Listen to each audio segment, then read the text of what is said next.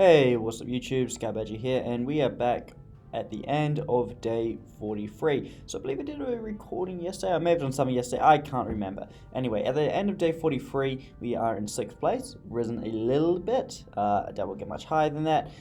Next, most advanced nations, we're in 4th place, which is not bad, we just need to continue working on that. The reason we have been able to stay up there at this point is because we've been researching all the easy stuff in the infantry tab. We've been too busy devoting most of our rear to rocket production that we haven't had time to research much. Hopefully over the next couple of days though, I'll be able to get back into the air tab and research interceptors and tactical bombers and get them better, as well as finally getting around to investing in our navy more. We've got level 2 everything, but we really need to get up to level 4.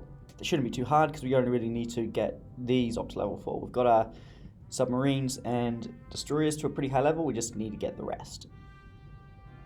So in terms of what's happening at the moment, we can see that we finished it off. So that Sask group that was down here, that come all the way from its core up here, we finally cleaned it up, killed it before it could land. However, while we were doing that, BC managed to slip his stack of 11 troops in. That's not too big of an issue because he's going to march straight into this stack here, and he's going to get munted by elite infantry.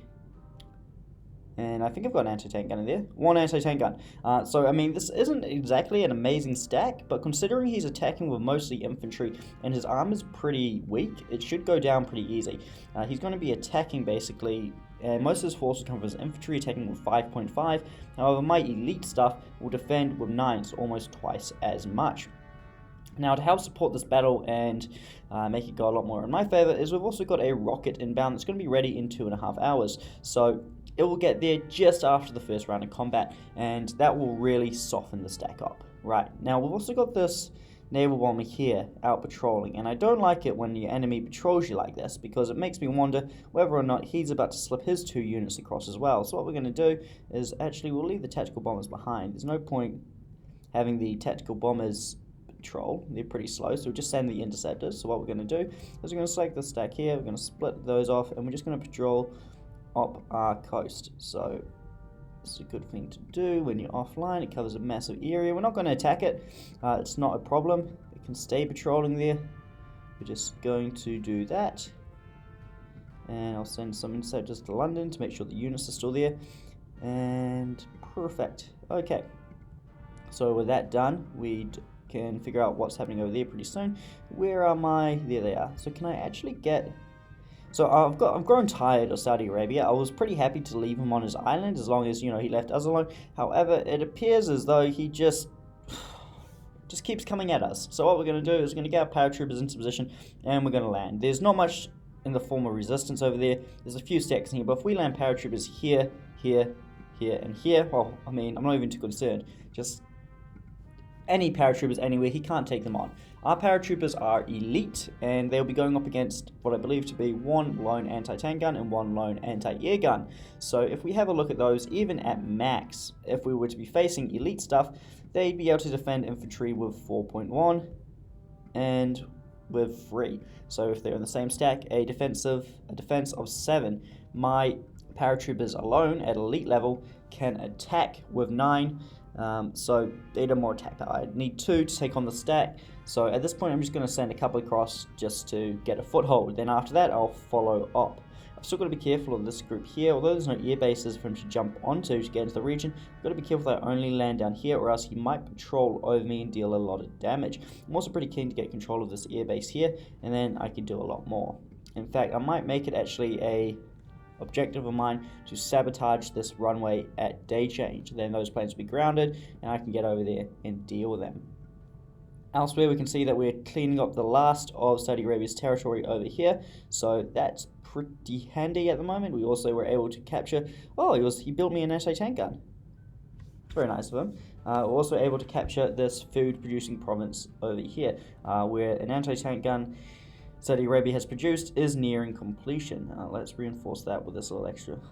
I don't really want to bring my reserves right to the front, because the problem is there's still BC units in here and I don't know where they are. So any second now they could appear up over here, down over here, and my air force is already tied up. So I need to send these reserves to the front, but I don't really want to.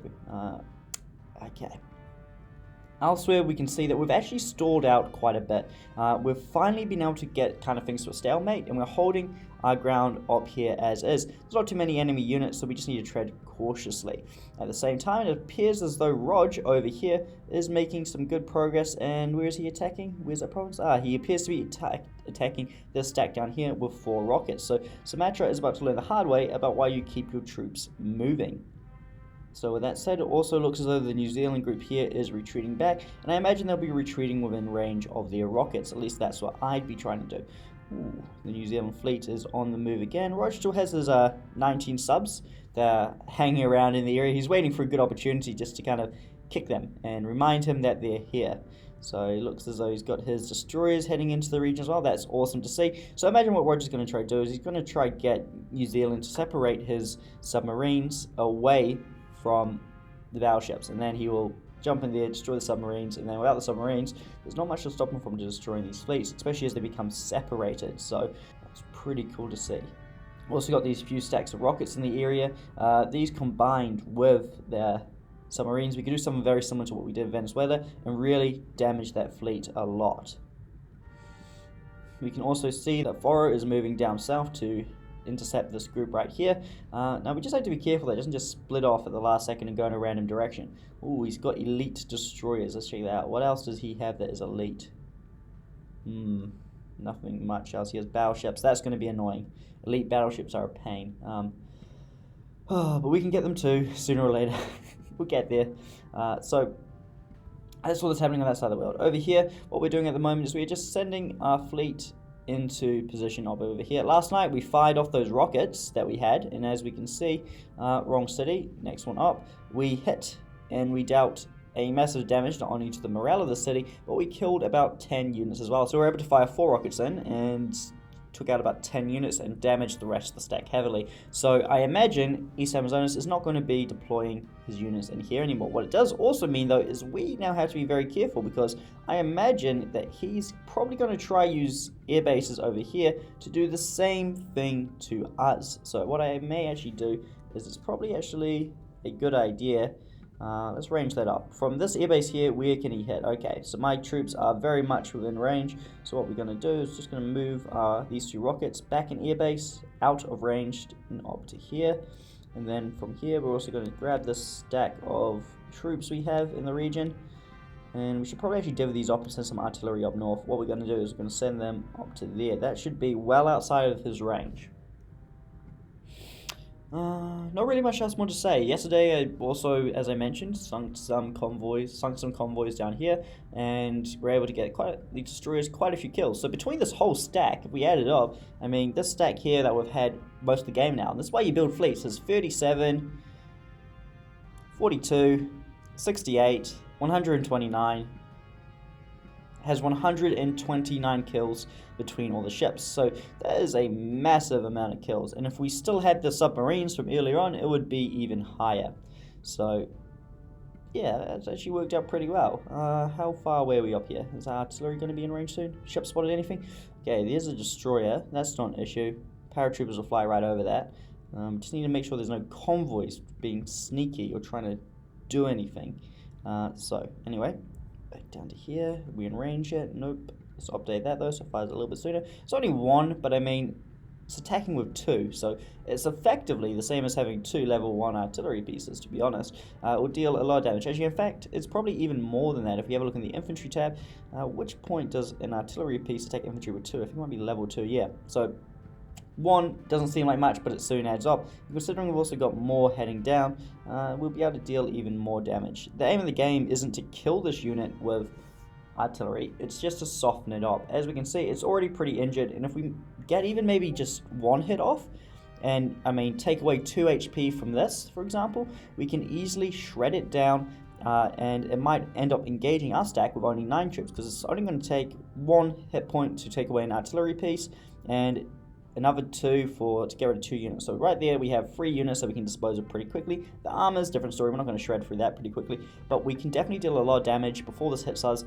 and weaken it and soften it up just a bit.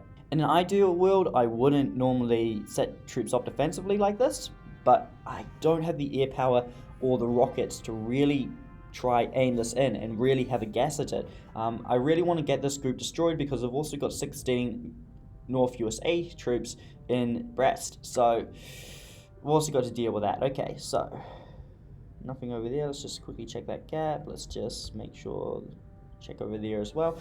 So that's the idea. Quickly kill these troops. I don't like having these cruisers up here all alone. And what we're going to do is we know the Finnish fleet's down there. So what we're going to do is we're going to send these up to here. And there's also submarines in the region. I might, you know what? I'm gonna dock them up here. It'll be nice and safe there.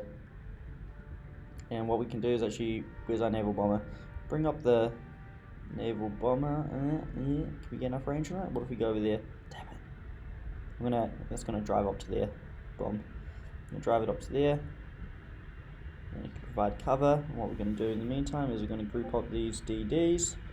We're also going to group them up with some more submarines they just finished producing. We'll send these up to assist in the crossing. So I'm not going to group them there, and when they're ready, we'll send them across. We'll group the subs a little bit closer, and then when they're ready, we can send them up. Boom. Okay. So that's that sorted. Thank you for watching, and I'll see you in the next episode.